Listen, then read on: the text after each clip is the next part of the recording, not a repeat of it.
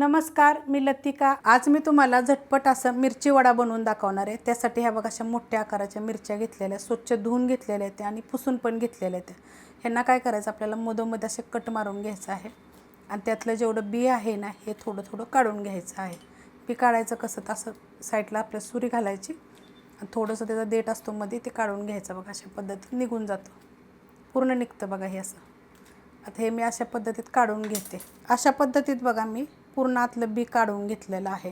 ह्याच्या अगोदर पण मी खूप साऱ्या रेसिपी अपलोड केलेल्या आहेत। रेसिपी बघितली की लाईक आणि कमेंट करायला विसरू नका। तवा गरम करत ठेवला आहे, त्याच्यामध्ये आपण थोडंसं तेल टाकून घेऊया आणि चांगलं गरम होऊन देऊया। तेल गरम झालेलं आहे, त्याच्यामध्ये टाकायचं थोडंसं जिरे, त्याच्यावर टाकायचं आपल्याला हिंग पावडर, त्याच्यावर टाकायचं आपल्याला बघा कढीपत्ता। गॅस केलेला आहे मी बारीक, त्यात टाकणारे आहे आता हे मीडियम आकाराचे 2 बटाटे बघा शिजवून पूर्ण थंड करून घेतले होते आणि खिसणीने खिसून घेतलेले आहे। हलवून घेऊया खाली लागल वगैरे। मस्त असं बघा मिक्स करून घेतलेलं आहे। आता ह्याच्यात टाकणारे हा ठेचा, ठेच्यामध्ये हिरवी मिरची, लसूण आणि आलं हलकंसं भाजून मी कुटून घेतलेलं आहे। जर तुमचं भाजलेलं जर नसेल का नाही, तर आपण जेव्हा जिरं टाकतो ना तेव्हा त्याच्यामध्ये टाकायचं आणि चांगलं भाजून घ्यायचं। आता हे मिक्स करून घेऊया। मिक्स करून घेतलेलं आहे व्यवस्थित। त्यात टाकायचे आपल्याला एकदम थोडीशी हळद, त्यात टाकायचे 1 छोटा चमचा जिरे धने पावडर, त्यात टाकायचे आपल्याला आमचूर पावडर छोटा अर्धा चमचाला अशी कमी घेतलेली आहे, थोडीशी टाकायची मिरची पावडर, त्यात टाकायचे आपल्याला थोडंसं 2 ते 3 चिमूट काळं मीठ, कारण की आपल्याला साधं मीठ पण टाकायचे त्यामुळे काळं मीठ थोडंसं टाकायचं आणि साधं मीठ थोडं टाकायचं, म्हणजे हे दोन्ही चवीप्रमाणे टाकायचं। आता हे गॅस आहे मीडियम आणि हे सगळं आपण मिक्स करून घेऊया। मस्त असं बघा मिक्स करून घेतलेलं आहे। आता ह्याच्यामध्ये टाकायचे आपल्याला कांदा। आता तुम्ही म्हणाले हो कच्चा टाकला तुम्ही, भाजलेला नाही आहे, तर आपल्याला ह्याच्यामध्ये कच्चाच पाहिजे, त्यासाठी आपल्याला असं वरूनच टाकायचं। गॅस करणार आहे आता बंद मी आणि हे चांगलं आपल्याला मिक्स करून घ्यायचे, जेणेकरून एकजीव झालं पाहिजे व्यवस्थित। मस्त असं बघा मिक्स करून घेतलेलं आहे। त्याच्यावर टाकायचे आपल्याला कोथिंबीर आणि मिक्स करून घ्यायचे। कोथिंबीर टाकल्यानंतर बघा मस्त असं मिक्स करून घेतलेलं आहे। आता ह्याला मी खाली प्लेटमध्ये काढून घेते। प्लेटमध्ये बघा मी काढून घेतलेलं आहे आणि हे गरमच आहे, ह्याला पूर्णपणे आपल्याला थंड होऊन द्यायचं आहे बरं का, नंतरच बनवायला घ्यायचं। पूर्ण बघा थंड झालेलं आहे, एकदम थंड होऊन द्यायचं। आता आपल्याला ह्याच्यासाठी बेसन पीठ पाहिजे, तर हे मी 150 ग्रॅम बेसन पीठ घेतलेलं आहे, थोडंसं कमी जास्त घेतलं तरी चालेल। त्यात टाकायचं आपल्याला चवीप्रमाणे मीठ, त्यात टाकायचं आपल्याला ओवा, चांगलं चोळून घ्यायचं असं हातावर टाकायचं। आता ह्याला काय करायचं, आपल्याला थोडं थोडं पाणी टाकायचं आणि चांगलं फेटून घ्यायचं। एकदम पाणी टाकू नका, थोडं थोडं टाका आणि चांगलं असं जेवढं होता होईल एवढं फेटून घ्यायचं, म्हणजे छान होतात। मस्त असं बघा मी फेटून घेतलेलं आहे। अशा पद्धतीत पीठ आपल्याला पाहिजे, जास्त पातळ पण नको आणि जास्त आपल्याला घट्ट पण नाही पाहिजे, अशा पद्धतीत पाहिजे।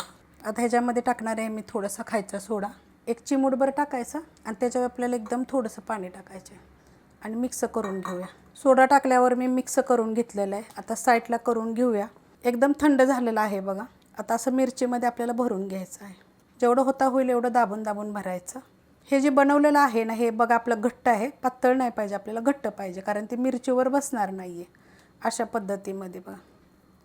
आणि आपल्याला ह्याला काय करायचं आहे माहिती आहे का, वरूनसुद्धा लावायचं आहे, त्यासाठी आपल्याला हे बघा अशा पद्धतीमध्ये, म्हणजे हा मिरची वडा। आणि नुसत्या मिरच्या म्हणलं का नाही की तशा पण मी अपलोड केलेल्या आहे, त्याची लिंक पण तुम्हाला ह्याच्या खाली जाड नाही लावायचं बरं का, पातळ लावायचं। मग तुम्ही काय करू शकता माहिती आहे का, जे आपण वडापावचं पाव आणतो का नाही त्याच्याबरोबर हे खाऊ शकता, छान लागतं एकदम, करून बघा। आता हे अशा पद्धतीत लावून घ्यायचे आहे बघा पूर्ण असं। एकदा आपण एका साईडला लावलं का नाही की असं फिरवलं की सगळीकडे लागतं बघा। अशा पद्धतीनं बघा मी लावून घेतलेलं आहे, एकदम पातळ लावलेलं आहे। आपण आत दाबून भरलेलं आहे पण वरून पातळ लावायचं, इतके छान लागतात का नाही चवीला। मग काय करायचं, वडापावचा पाव आणायचा, ह्याच्यामध्ये 2 तुकडे करायचे आणि तुम्ही अखंड जरी टाकून जरी खाल्ला तरी चालतं, किंवा 2 तुकडे करून जरी टाकून खाल्लं तरी पण चालेल, मस्त होतं। आता मी हे करून घेते पहिलं, आता आपण बनवायला घेऊया। तर मिरची अशा पद्धतीनं उचलायची बघा, इतकं घट्ट पाहिजे आणि पिठामध्ये आपल्याला चांगली ह्याला मिक्स करायचे। काय करायचं माहिती आहे का, तुम्ही चमच्यानं जरी वरती असं पीठ टाकून घेतलं तरी चालेल, अशा पद्धतीत इतकं घट्ट पीठ आहे बघा। तेल बघा चांगलं गरम झालेलं आहे आणि तेल माझं ना आज कडकच गरम झालेलं आहे बघा। तर अशा पद्धतीत उचलायचं आणि सोडायचं। आता ही आपली कढई बारीक आहे त्यामुळे मी एकच सोडणार आहे आणि आपल्याला लगेच हलवायचं नाही, 1 मिनिटानंतर हलवायचे बघा। किती मस्त असं फुगलेलं आहे, मस्त असं बघा। मी तेल टाकून का नाही गोल्डन कलरवर मी फ्राय केलेलं आहे, कारण की मध्येच काय झालं माहिती आहे का, बेल वाजली होती, कुरिअरवाला आला होता, त्यामुळे हे मधलं तुम्हाला मी हलवताना दाखवलंच नाही बघा। अशा पद्धतीत कलर आला पाहिजे मस्त असं। आता ही कसं एका वड्यामध्ये आपल्या वडापावच्या पावामध्ये अर्ध जरी टाकलं तरी मस्त होतं आणि सोड्यामुळे बघा फुगले किती, अशा पद्धतीने बघा मी बाकीचे सगळे करून घेते. रेसिपी आवडली तर लाईक करा, सबस्क्राईब करा, कमेंट करा आणि शेअर बी करा.